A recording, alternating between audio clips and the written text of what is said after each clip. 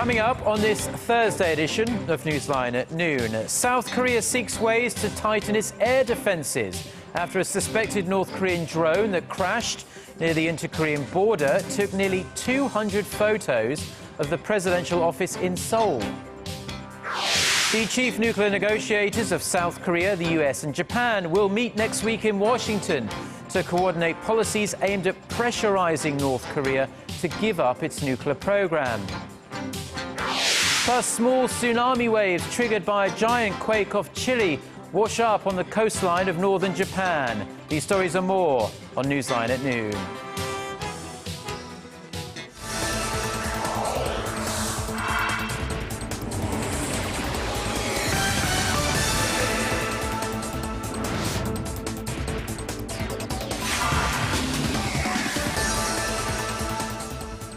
Thanks for joining us. You're watching Newsline at noon. I'm Oh Jin-ju in Seoul. Very good to have you with us. I'm Mark Broom. Our top story this afternoon. It's emerged that one of the two unmanned aerial vehicles recently discovered on South Korean soil took nearly 200 photos of the presidential office from above.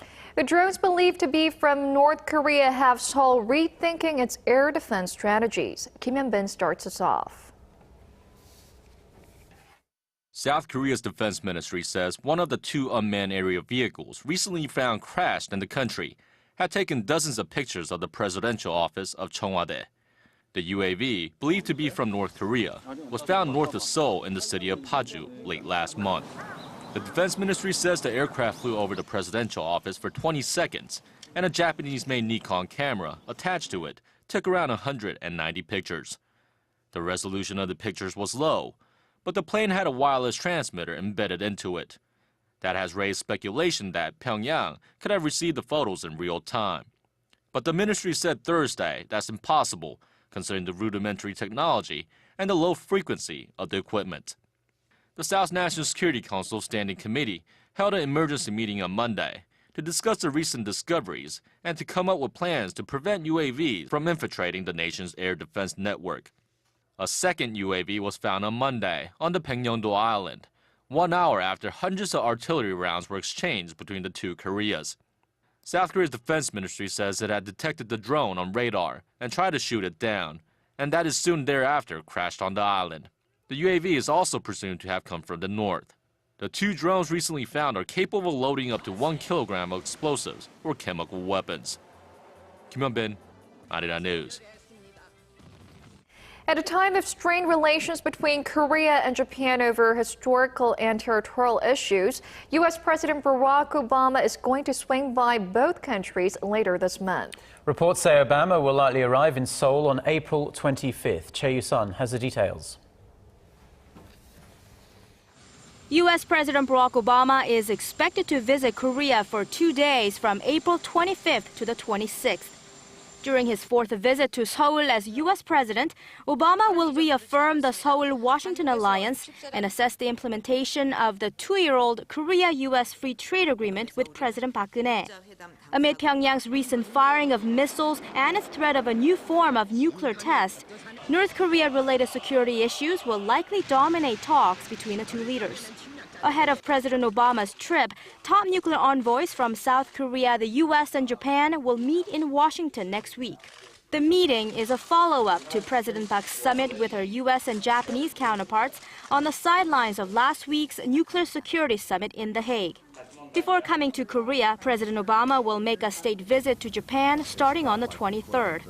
Sources in Washington say the U.S. has added a day to the president's Tokyo itinerary after Japan said 2 days wouldn't be enough to make Obama's state visit more meaningful. The last U.S. president to make a state visit to Japan was Bill Clinton in 1996. The Washington-Tokyo alliance and their negotiations for a 12-member Trans-Pacific Partnership free trade deal are likely to come up during President Obama's talks with Japanese Prime Minister Shinzo Abe. But there's a greater attention towards how Obama will address relations between Washington's two main Asian allies, strained from Japan's denials of its imperialistic aggressions. The U.S. president will also visit the Philippines and Malaysia. Chae Yu-sun, Arirang News. The top US military official in South Korea has sounded an alarm on North Korea, saying the atmosphere on the peninsula is ripe now for a surprise provocation. While the official expressed confidence in countering any North Korean attack, he questioned the readiness of follow-on troops if the Pentagon keeps slashing the defense budget. Song Ji-san reports. North Korea could strike Seoul with limited or zero warning. That's how the commander of U.S. Forces Korea sees the situation on the Korean peninsula, just days after the two Koreas exchanged artillery fire across the western sea border. Speaking before a congressional committee in Washington Wednesday, General Curtis Scaparrotti said the Kim Jong-un regime is dangerous and has the capability to attack South Korea with little or no warning. The general, who assumed leadership of U.S. Forces Korea 6 months ago, says it is a common strategy of the North to come out of a period of calm with all guns blazing. But he also warned about a possible impact to crisis management in Korea from the Pentagon's budget cuts. Scaparrotti said his forces are prepared to counter a North Korean attack, but expressed concern about the readiness of follow-on forces that would be required in any prolonged fight. North Korea has long-range artillery that is capable of striking targets in Seoul, where 23 million Koreans and 50,000 Americans reside. The U.S. general's remarks came a matter of days after North Korea fired scores of shells into South Korean waters in apparent protest over the ongoing joint military drills between South Korea and the U.S. Song Ji-sun, Arirang News. The governor of the U.S. state of Virginia has put his signature on a landmark bill that will change the way students in the state learn about the body of water that separates the Korean peninsula and Japan. It represents the culmination of a long campaign launched by a Korean-American group, which now hopes it will spread to other U.S. states. Our Connie Kim has the details. From here on out, when students in the U.S. state of Virginia learn about the body of water that separates Korea and Japan, they'll learn to call it by two names, the EC and Sea of Japan. The Voice of Korean Americans says Virginia Governor Terry McAuliffe has signed into law a landmark bill on the EC name. McAuliffe's approval was long anticipated as he was believed to be against the bill, at least initially. The law that takes effect on July 1st requires all textbooks in the state Virginia to identify the body of water by its Korean name, the EC, and its Japanese name, the Sea of Japan. The Japanese government had put in massive lobbying efforts to block the EC bill from getting approval. The campaign started with the Voice of Korean Americans. It says the name Sea of Japan is a cruel reminder of Japan's imperialist past, as the name was registered when the Korean peninsula was under Japanese colonial rule. Virginia is the first U.S. state to pass such a bill, and it'll likely have implications on other states in the U.S. 7 states currently use the same textbook as Virginia. Connie Kim, Arirang News. Korea's candidate nomination system for local elections is under the microscope on the first day of a 4-day cross-questioning session of lawmakers at the National Assembly. Lawmakers from the two main rival parties are debating whether to scrap a system in which political parties nominate candidates for local elections. Abolishing the system was a key campaign pledge of both the ruling and opposition candidates in the run-up to the 2012 presidential election, as there have been several money for nomination scandals in the past. The National Intelligence Service is expected to come under fire as well, as the spy agency has been accused of forging evidence against a former Seoul city official who was suspected of spying for North Korea.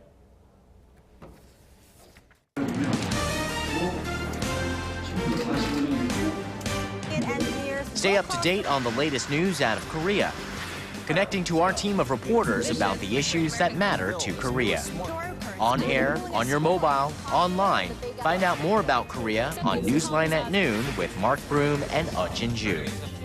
I'm Jin-ju with Market researcher, strategy analytics, and Thursday that LG Electronics brought in about... Northern Japan has been hit by a small, roughly 1-meter-high tsunami following the powerful earthquake that struck hours earlier across the Pacific Ocean near Chile. Meanwhile, strict building codes and the readiness of the Chilean people are believed to have minimized the casualties and damages in that country. Our Shin Se-min reports. Small tsunami waves washed up on the northern part of Japan Thursday morning following a magnitude 8.2 earthquake that struck off the coast of northern Chile late Tuesday evening local time. The Japanese Meteorological Agency said small waves were monitored in Kuji Iwate Prefecture, while minor tsunamis are also being monitored in several other regions in Japan, with the possibility for higher waves later. The Japanese government issued a tsunami advisory early Thursday, saying there was a possibility that waves of up to 1 meter above the normal sea level may hit the eastern Pacific coast, but it was unlikely to cause any damage. Aftershocks continued to hit the region around the epicenter of Tuesday's quake. A magnitude 5.8 earthquake hit off the coast of Panama near the Costa Rican border Wednesday, according to the U.S. Geological Survey.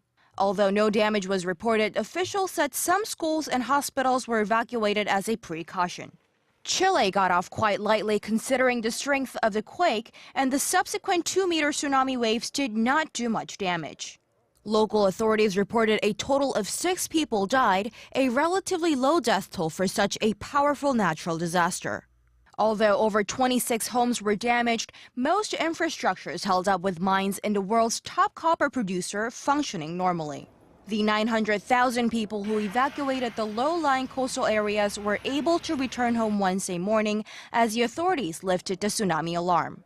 Chilean President Michelle Bachelet has declared parts of the country a disaster zone and toured the worst-hit areas on Wednesday. Shin Se-min, Arirang News. Now, in economic news, Korea's finance minister has one eye firmly fixed on the economic slowdown in China. He's pointing to the spread of credit risks in China's financial market and is telling policymakers to make sure that any aftershocks don't damage the Korean economy. Arirang News' Hwang Jie has the details.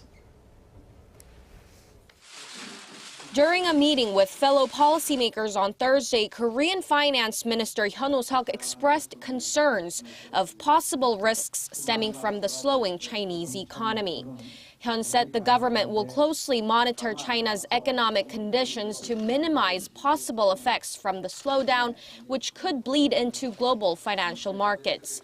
The nation's top economic policymaker also emphasized that Korea's main export items to China should shift from parts to consumer goods, citing the Chinese government's drive to boost domestic demand. In a separate issue discussed at the meeting, the Korean government laid out plans to become the world's 5th power nation in terms of overseas construction by 2017.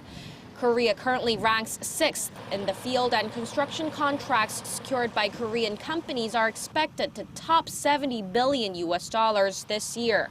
Turning the nation's overseas construction into a higher value-added business is one of the key tasks in the government's 3-year economic innovation plan. To foster the construction sector, Hyun pledged financial support for small and medium-sized companies and promised to build a foundation for research and development catered toward overseas construction businesses. Hwang Jie, Arirang News.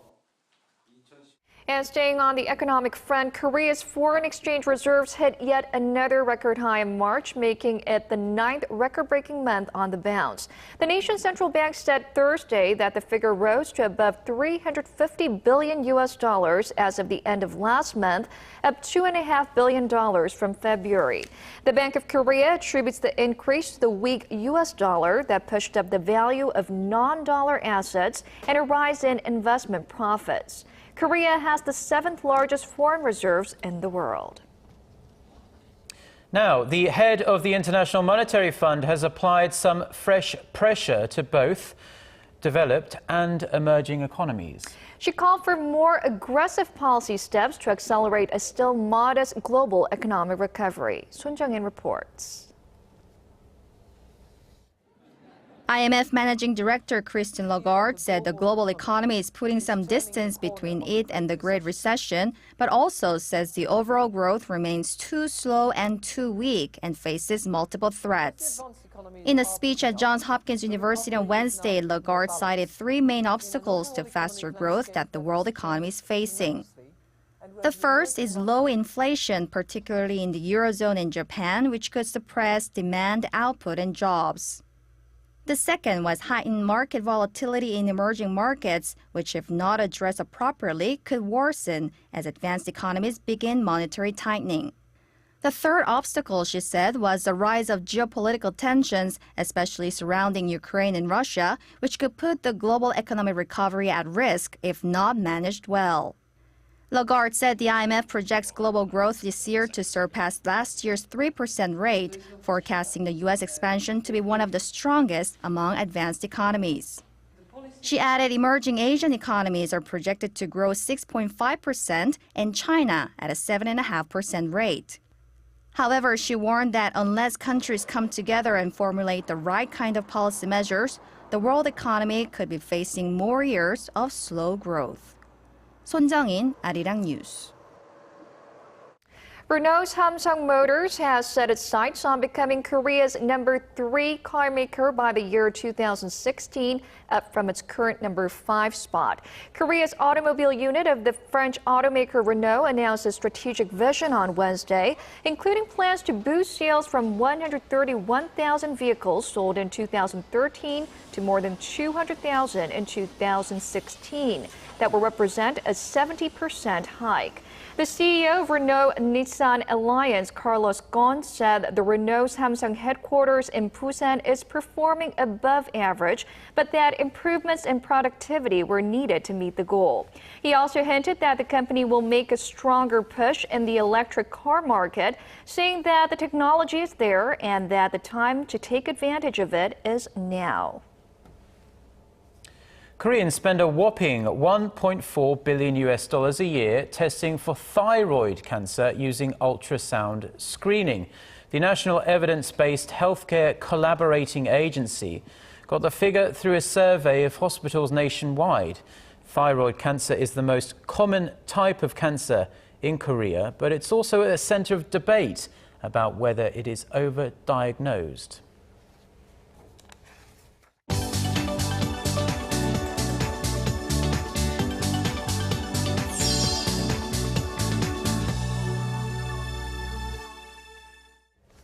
Now, for a look at our international headlines, we're going to connect live to our Eunice Kim, who's standing by at the news center.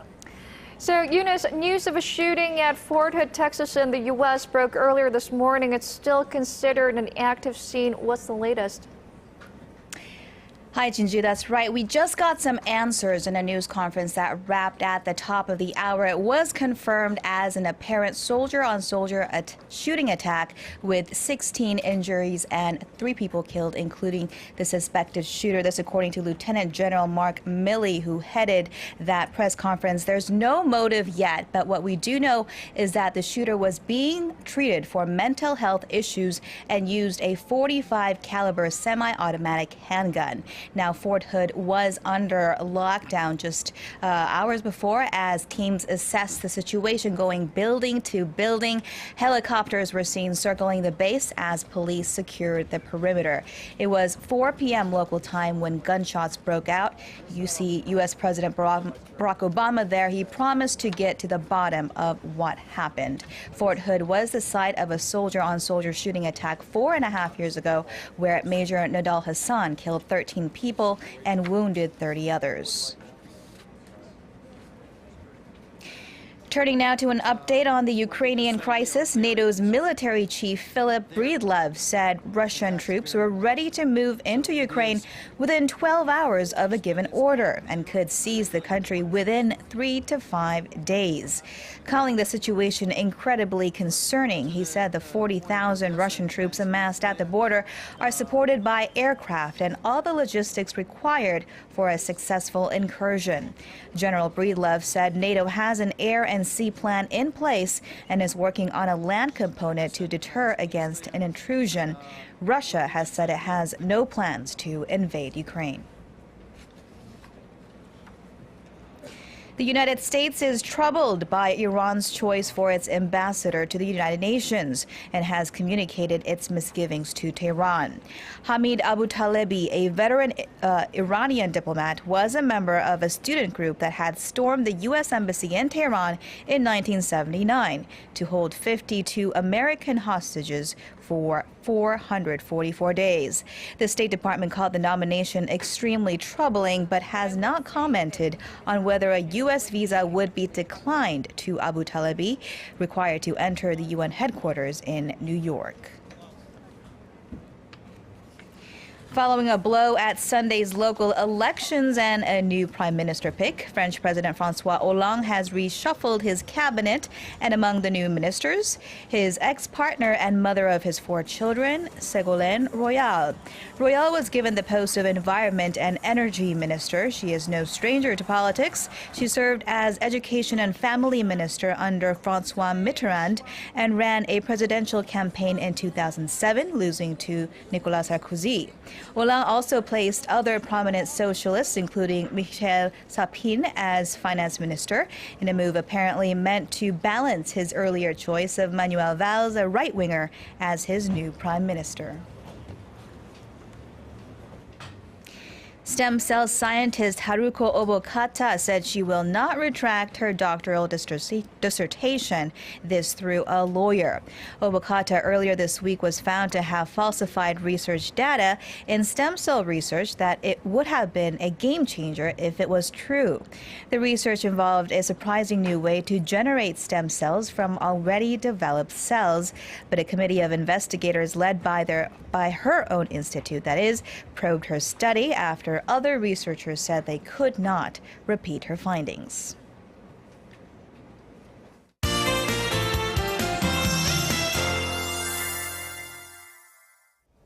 Good afternoon. I'm Lee Ji-hyun with your latest weather forecast. Well, what a sudden change in weather in just one day. It was warm and sunny yesterday, but it's cloudy and chilly today. And right now, as we can see on our satellite map, the nation is currently blanketed in clouds, and spring sporadic showers are about to fall in some regions. Well, it will be less than 5 millimeters in the capital area and 5 to 20 millimeters in the Gyeongsangdo provinces starting this afternoon, with gusty winds making it feel a lot chillier than actual temperatures. Also, parts of Gangwon-do will receive up to 7 centimeters of snow today. And we'll have a much cooler day in the capital because of the spring rain. And the afternoon high will drop to 14 here in Seoul, which is 8 degrees lower than yesterday, so please dress warmer and have a small umbrella handy before heading out. And it looks like we need to dress up even warmer tomorrow. It's going to be chillier than today. Morning lows will drop to 4 in Seoul, and afternoon highs will be a couple of degrees lower than today. But down south, we'll see a huge drop in temperatures tomorrow. So please dress accordingly tomorrow. With that in mind, here are the readings for today. The afternoon high in Seoul will rise to 14, while Daegu gets up to 22, and Gwangju and Busan should see a high of 19 later in the day. Now let's see how other regions are looking. It looks like down on Jeju, Daejeon, and Dokdo will all peak to 17, while Mount Kumgang will see a high of 5 this afternoon.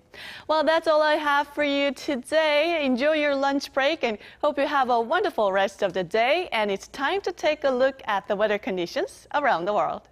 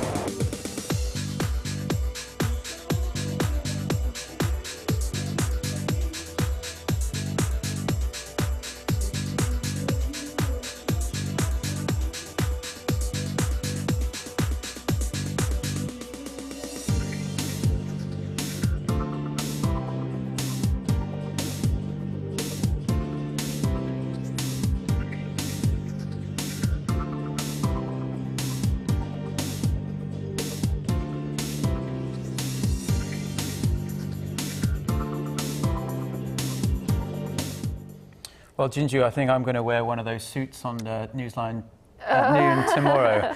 Well, those are all the stories we're following at this hour. Mark and I will be back at the same time tomorrow. Thank you for watching.